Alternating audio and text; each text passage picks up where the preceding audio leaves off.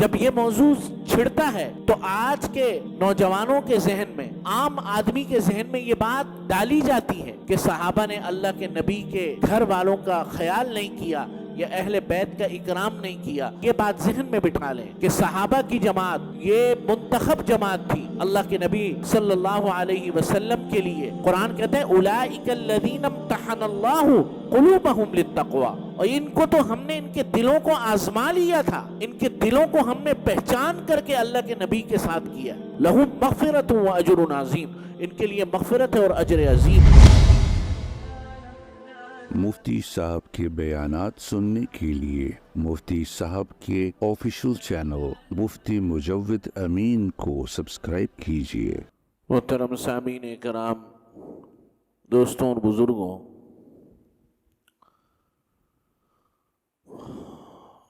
محرم الحرام کا مہینہ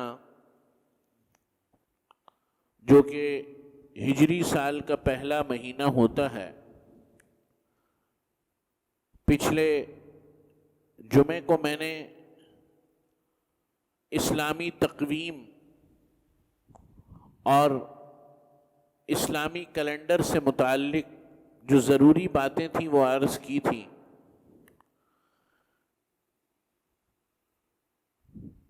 آج کی کچھ معروضات میں یہ بتانا مقصد ہے کہ محرم الحرام کا مہینہ کچھ تاریخی اہمیتوں کی وجہ سے ایک اہمیت اختیار کر گیا، اور اس کی جو وجوہات ہیں وہ دو چار ہیں۔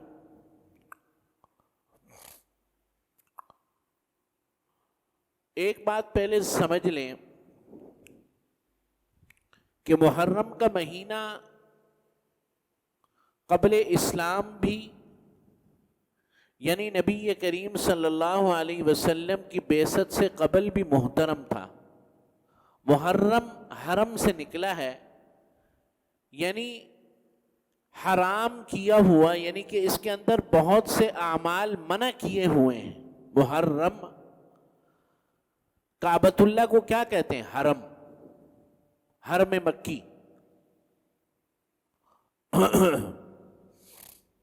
تو محرم کہ جس میں بہت سے اعمال کو منع کر دیا گیا ہے، حرام کر دیا گیا ہے۔ قبل اسلام میں 4 مہینے اشہر حرم کہلاتے تھے۔ منہا اربعۃ اشہر حرم، منہا اربعۃ حرم۔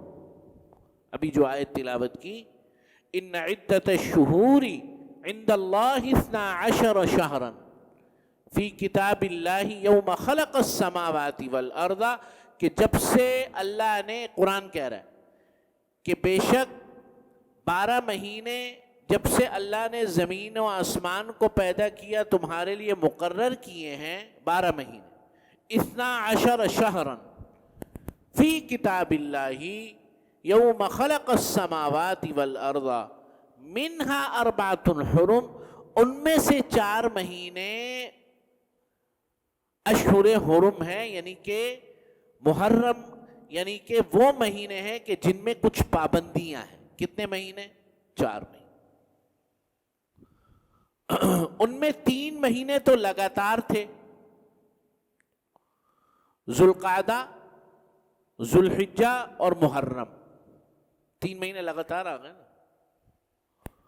اور ایک رجب کا مہینہ، تو کتنے بن گئے؟ 4 مہینے۔ ان 4 مہینوں میں جنگ کرنا، لڑائی کرنا، قتال کرنا، ایک دوسرے پر حملہ کرنا، یہ ناجائز تھا قبل اسلام بھی اور نبی کریم صلی اللہ علیہ وسلم کی بعثت کے بعد بھی۔ لیکن بعد میں یہ حکم منسوخ ہو گیا۔ حضور کی بعثت کے بعد بھی یہ حکم رہا کچھ عرصے، لیکن بعد میں یہ حکم منسوخ ہو گیا، اب نہیں۔ لیکن ان مہینوں کی جو قدر و منزلت ہے وہ برقرار رہی۔ ان میں سے محرم کا مہینہ بھی تھا، ذوالقعدہ اور ذوالحجہ آپ حضرات کو پتہ ہے، میں بتا چکا ہوں، یہ تو اس لیے بھی محرم تھے، یعنی کہ محترم تھے کہ ایام حج، یعنی ذوالقعدہ بھی اشہر حج میں شامل ہے، آپ کو پتہ ہونی چاہیے بات۔ مزید وضاحت کر دیتا ہوں، اگر کوئی شخص حج کی نیت سے احرام باندھ لے ذوالقعدہ کے مہینے میں تو اس کا احرام جو ہے ہو جائے گا۔ پرانے وقتوں میں لمبے لمبے سفر ہوتے تھے، تو آج جہازوں میں آپ 3-4 گھنٹوں میں پہنچ جاتے ہیں، پہلے تو 2 مہینے میں، 3 مہینے میں، اور جناب 4 ہفتوں میں لوگ پہنچتے تھے۔ تو اشہر حج شوال، ذوالقعدہ اور ذوالحجہ یہ اشہر حج ہیں، چنانچہ شوال میں یا ذوالقعدہ میں اگر کوئی احرام باندھ لیتا، احرام کی نیت کر لیتا، حج کے احرام کی نیت کر لیتا تو اس کی نیت ہو جاتی تھی، لیکن شوال سے پہلے اگر کرے گا تو حج کے احرام کی نیت نہیں ہوتی۔ تو ذوالقعدہ اور ذوالحجہ تو اس لیے محترم مہینے ہو گئے کہ ان میں حج بھی ہوتا ہے، اور حج کے لیے لوگوں کا آنا جانا، عربوں کے اندر لوگ قافلوں پر حملے کرتے تھے، تو وہ تمام کی تمام چیزیں منع کر دی گئیں تاکہ حج کے لیے آنے جانے والوں کو نقصان نہ ہو اور ان کے قافلوں پر لوگ حملہ نہ کریں، یہ وجہ تھی۔ اور محرم کا جو مہینہ تھا وہ واپسی کا مہینہ ہوتا ہے، حج کرنے کے بعد واپسی کا مہینہ۔ ابھی بھی حاجی حضرات آ رہے ہیں ماشاءاللہ، جنہوں نے حج کیا وہ واپس آ رہے ہیں، تو محرم کا مہینہ حاجیوں کی واپسی کا مہینہ ہوتا تھا، چنانچہ ان کے راستوں کو محفوظ کرنے کے لیے اس مہینے کو بھی کیا کر دیا، محترم بنا دیا گیا۔ قتل و قتال، جھگڑا، لڑائی جھگڑا، حملہ کرنا قافلوں پر، یہ وہ سب کچھ جو کہ عربوں میں چلتا تھا اس کو منع فرما۔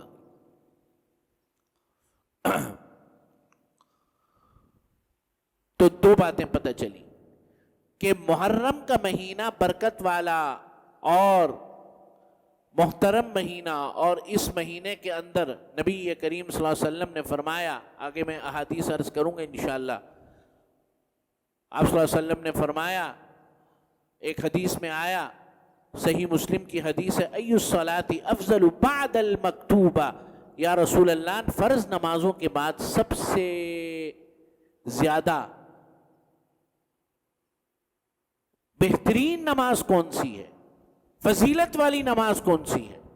آپ صلی اللہ علیہ وسلم نے فرمایا کہ الصلاۃ فی جوف اللیل، کہ فرض نمازوں کے بعد سب سے بہترین نماز تہجد کی نماز ہے۔ جوف اللیل مطلب رات کے درمیانی حصے میں، جوف جو ہے درمیان کو کہتے ہیں، پیٹ کو بھی کہتے ہیں، تو پیٹ جسم کا درمیان ہوتا ہے۔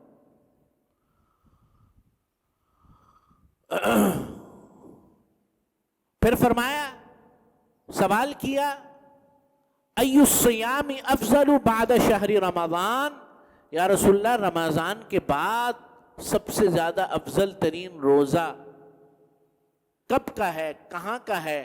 نبی کریم صلی اللہ علیہ وسلم نے فرمایا کہ افضل الصیام بعد شہر رمضان یوم عاشوراء، کہ رمضان المبارک کے بعد سب سے افضل ترین روزہ یوم عاشوراء کا ہے۔ تو یہ بات پتہ چل گئی کہ محرم کی فضیلت اور اس کا احترام قبل اسلام بھی تھا، اور نبی کریم صلی اللہ علیہ وسلم نے اس احترام کو باقی رکھا۔ ایک موقع پر اللہ کے نبی نے فرمایا، احادیث کے الفاظ ہیں اور مفہوم ہے کہ یوم النحر کا روزہ، معاف کیجیے گا یوم عرفہ کا روزہ، آپ صلی اللہ علیہ وسلم نے فرمایا احتسب، میرا گمان یہ ہے کہ اگلے سال اور پچھلے سال دونوں کے روزوں گناہوں کا کفارہ ہے، دونوں کے گناہوں کو معاف کرنے والا ہے۔ کون سا روزہ؟ یوم عرفہ کا جو کہ گزر گیا۔ اور یوم عاشوراء کے بارے میں فرمایا کہ میرا گمان ہے کہ اگلے سال کے تمام گناہوں کے لیے کفارہ ہے، یعنی کہ معاف کرنے والا ہے۔ اور یہاں میں اکثر بات کرتا ہوں، اس کا مطلب یہ نہیں ہے کہ گناہ کرتے رہیں تو وہ پیچھے معاف ہوتے رہیں، ہے نا؟ ہاں، لوگ اپنے مطلب کی باتیں بڑی خوب نکالتے ہیں۔ اس سے جہاں بھی ایسی کہیں فضیلتیں بیان ہوئی ہیں کہ 1 سال کے گناہ معاف ہو گئے، پچھلے سال کے گناہ معاف ہو گئے، ان تمام کی تمام فضیلتوں سے مراد یہ ہے کہ یہ فضیلت تب حاصل ہوگی کہ جب اللہ کی بندگی کرتے ہوئے اس وقت گزاریں. ہاں ورنہ تو یہ ٹکٹ بانٹ رہے، یہ عیسائیوں میں بھی ایسی ٹکٹ بانٹتے تھے پادری، اسی لیے دین ختم ہو گیا. وَرَهْبَانِيَّةً ابْتَدَعُوهَا مَا كَتَبْنَاهَا عَلَيْهِمْ إِلَّا ابْتِغَاءَ رِضْوَانِ اللَّهِ فَمَا رَعَوْهَا حَقَّ رِعَایَتِهَا. عجیب من گھڑت چیزیں نکال لی عیسائیت نے. وہ یہی تھی ساری کی ساری، سارے سال گناہ کرتے، پادری کے پاس جاتے تھے، ایک دن تو وہ ایک ٹکٹ دے دیتا تھا، پرچی دے دیتا تھا، کہنے لگا جاؤ سارے کا سارا معاف ہو گیا چلو. تو اس لیے یہ تمام فضیلتیں اس وقت ہوں گی جب بندگی کے ساتھ کرے گا. بہرحال تو ایک بات تو، پہلی بات تو میں نے یہ عرض کی کہ محرم کا احترام اور اس کا مبارک ہونا قبل اسلام بھی تھا، اور نبی کریم صلی اللہ علیہ وسلم نے بھی اس کو برقرار رکھا اور آج تک برقرار ہے. حضور علیہ الصلوۃ والسلام نے فرمایا من وسع علی عیالہ یوم عاشوراء وسعہ اللہ علیہ سائر سنتی. یہ حدیث اگرچہ اپنی سند کے اعتبار سے کچھ ضعیف ہے، لیکن مختلف طرق سے جو ہے صحابہ سے منقول ہے، تو اس لیے محدثین نے فرمایا کہ یہ فضائل کے باب میں یہ حدیث چلے گی کہ جو شخص اپنے اہل و عیال پر وسعت کرے گا عاشورہ کے دن، یعنی کہ کھانے کو وسیع کرے گا، دسترخوان کو وسیع کرے گا، تو اللہ تعالیٰ تمام سال اس کے دسترخوان پر برکتیں عطا فرمائیں. اور ہمارے بزرگوں کا اور محدثین، علماء اور فقہاء کا معمول رہا ہے. دوسری بات جو کہ عرض کرنا مقصد ہے اور انشاءاللہ اس کو مکمل اگلے جمعے میں کروں گا، وہ یہ کہ اس مہینے میں ایک بڑا افسوسناک اور بہت ہی خونخوار اور بہت ہی جسے کہتے ہیں کہ افسوس والا اور اسلامی تاریخ کا ایک بہت بڑا واقعہ، افسوسناک واقعہ پیش آیا، اور وہ تھا نواسہ رسول، جگر گوشہ رسول جناب سیدنا حضرت امام حسین رضی اللہ تعالیٰ عنہ کی شہادت کا واقعہ. اور وہ بھی یوم عاشورہ یعنی 10 محرم کے دن ہوئی. اور اس کی تاریخی جو اہمیت تھی، یا اہمیت سے مراد یہ نہیں کہ یہ جو تاریخی واقعہ پیش آیا 10 محرم کے دن، وہ اتنا پرومیننٹ ہو گیا کہ محرم کی جو اپنی ایک فضیلت یا جسے کہنا چاہیے اس کا احترام تھا، وہ نظروں سے اوجھل ہو گیا. نبی کریم صلی اللہ علیہ وسلم جب مدینہ منورہ میں تشریف لائے تو آپ صلی اللہ علیہ وسلم نے فرمایا، اور دیکھا، حضور نے دیکھا کہ یہودی 10 محرم کو روزہ رکھ رہے ہیں، تو حضور نے فرمایا یہ روزہ کیوں رکھ رہے ہیں؟ تینوں آپ صلی اللہ علیہ وسلم کو جواب دیا گیا کہ یہ روزہ اس لیے رکھ رہے ہیں کہ 10 محرم کے دن حضرت موسیٰ علیہ السلام کو اللہ تعالیٰ نے فرعون سے نجات عطا فرمائی تھی، اس شکرانے کے اندر یہ روزہ رکھ رہے ہیں. تو حضور نے فرمایا ہم تو زیادہ حقدار ہیں اس بات کے کہ اس دن روزہ رکھیں. چنانچہ نبی کریم صلی اللہ علیہ وسلم نے روزہ رکھا اور پھر فرمایا کہ اس کے ساتھ ایک روزہ اور ملا لو، یعنی کہ 9 کا رکھ لو یا 11 کا رکھ لو، تاکہ تشبہ اور مشابہت جو ہے وہ ختم ہو جائے. تو یہ بات جو میں عرض کرنا چاہ رہا تھا وہ یہی کہ اس کا احترام باقی تھا، اور سن 61 ہجری میں جناب نبی کریم صلی اللہ علیہ وسلم کے نواسے کی شہادت ہوئی. اور یہ ایک انسانی اور مسلمانوں کی تاریخ پر ایک بہت بڑا داغ ہے. اس شہادت کی تفصیلات تو میں بعد میں عرض کروں گا اگلے جمعے کو، لیکن یہ ذرا سمجھ لیجئے کہ اہل بیت کا جو مقام ہے وہ بہت بڑا مقام ہے. نبی کریم صلی اللہ علیہ وسلم نے اپنے اہل بیت سے متعلق اس امت کو خبردار کیا اور فرمایا کہ میرے اہل بیت کے حقوق کو ادا کرتے رہنا، اور ان کے بارے میں اللہ سے ڈرنا، اور ان کے بارے میں اللہ رب العزت کے یہاں جو ہے ڈرنا بھی اور ان کا حقوق بھی ادا کرنا اور ان کا احترام بھی باقی رکھنا. آپ مجھے بتائیے کہ ایک چیز جو اللہ کے نبی کو چھو جائے وہ کس قدر محترم ہوتی ہے, کس قدر محترم ہوتی ہے. بہت سے علاقوں میں, اسلامی دنیا کے علاقوں میں یہ بات, اگرچہ اب یہاں پر تو بہت زیادہ اس کی سند بھی نہیں ہے کہ یہ نبی کریم صلی اللہ علیہ وسلم کا بال ہے یا آپ صلی اللہ علیہ وسلم کا عصا ہے, اگرچہ اکثر چیزیں اس میں بہت کمزور درجے کی ہیں, لیکن اگر پتہ چل جائے تو کس قدر احترام اور کس قدر جو ہے اس کو چوما جاتا ہے, اس کو دیکھا جاتا ہے, اس سے برکت حاصل کرنے کی کوشش کی جاتی ہے. چنانچہ اہل سنت والجماعت کا متفقہ عقیدہ ہے, سن لو ذرا, کہ جو زمین جناب نبی کریم صلی اللہ علیہ وسلم کے جسم کو قبر مبارک میں چھو رہی ہے, یعنی جس زمین سے اللہ کے نبی کا جسم ٹکرا رہا ہے, قبر مبارک میں اللہ کے نبی صلی اللہ علیہ وسلم کے جسم مبارک سے جو زمین مس کر رہی ہے وہ کعبۃ اللہ اور عرش سے بھی افضل ہے. سمجھ رہے بات؟ تو جو ذریت اور جو نسل اللہ کے نبی کے جان سے نکلی ہو, جو اللہ کے نبی کے جگر سے نکلی ہو, خون سے نکلی ہو, وہ کس قدر محترم ہوگی, یہ بتانا مقصد ہے. صحابہ نے اللہ کے نبی کی چادروں کی حفاظت کی کہ میرے نبی نے مجھے چادر دی تھی ساری زندگی.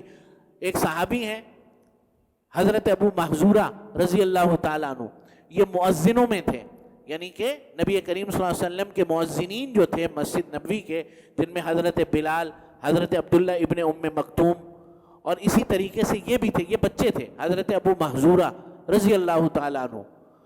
اللہ تعالیٰ نے ان کو بڑا مقام عطا فرمایا, اللہ کے نبی نے ان کو جو ہے مؤذن بنا دیا. ایک موقع پر یہ بچے تھے تو آپ صلی اللہ علیہ وسلم کہیں سے گزرے تو اللہ کے نبی صلی اللہ علیہ وسلم نے پیشانی پر جو ہے حضرت ابو محذورہ کے ہاتھ رکھا ہے ایسے کر کے, یوں جیسے بچوں کے سروں پر رکھ دیتے نا. ساری زندگی حضرت ابو محذورہ نے وہ بال نہیں کٹوائے, ساری زندگی, کہ میرے نبی کے صرف ہاتھ جو ہے ان بالوں پر آئے تھے, ساری زندگی ان بالوں کو جو ہے حضرت ابو محذورہ نے برقرار رکھا. تو جو نسل اللہ کے نبی کے خون سے نکلی ہو اور اللہ کے, وہ کس قدر پاک اور کس قدر افضل اور کس قدر محترم ہوگی. تو میرے عزیز دوستوں اور بزرگوں, یہاں ایک بات سمجھنے کی بڑی ضرورت ہے کہ صحابہ اور اہل بیت اطہار رضوان اللہ علیہم اجمعین, ان دونوں نے ایک دوسرے کے حقوق کو ایسے ادا کیا ہے کہ زمین و آسمان نے کبھی وہ منظر نہیں دیکھا ہوگا. جب یہ موضوع چھڑتا ہے تو آج کے نوجوانوں کے ذہن میں اور عام آدمی کے ذہن میں یہ بات ڈالی جاتی ہے کہ صحابہ نے اللہ کے نبی کے گھر والوں کا خیال نہیں کیا یا اہل بیت کا اکرام نہیں کیا. میں انشاءاللہ اپنے موقع پر بڑی تفصیل کے ساتھ عرض کروں گا, لیکن یہ بات ذہن میں بٹھا لیں کہ صحابہ کی جماعت یہ منتخب جماعت تھی اللہ کے نبی صلی اللہ علیہ وسلم کے لیے. قرآن کہتا ہے اولئک الذین امتحن اللہ قلوبہم للتقوی, اور ان کو تو ہم نے ان کے دلوں کو آزما لیا تھا, ان کے دلوں کو ہم نے پہچان کر کے اللہ کے نبی کے ساتھ کیا ہے. اولئک الذین امتحن اللہ لہم مغفرۃ و اجر عظیم, ان کے لیے مغفرت ہے اور اجر عظیم ہے. چنانچہ اہل بیت اطہار کا بھی حق اور صحابہ اکرام رضوان اللہ علیہم اجمعین کا حق ہم سب کو ادا کرنا ہمارے دین کا حصہ ہے, ہمارے ایمان کا حصہ ہے, ہمارے اسلام کا حصہ ہے. اللہ تعالیٰ سے دعا ہے اللہ تعالیٰ ہمیں توفیق عمل نصیب فرمائے. وآخر دعوانا ان الحمد للہ رب العالمین.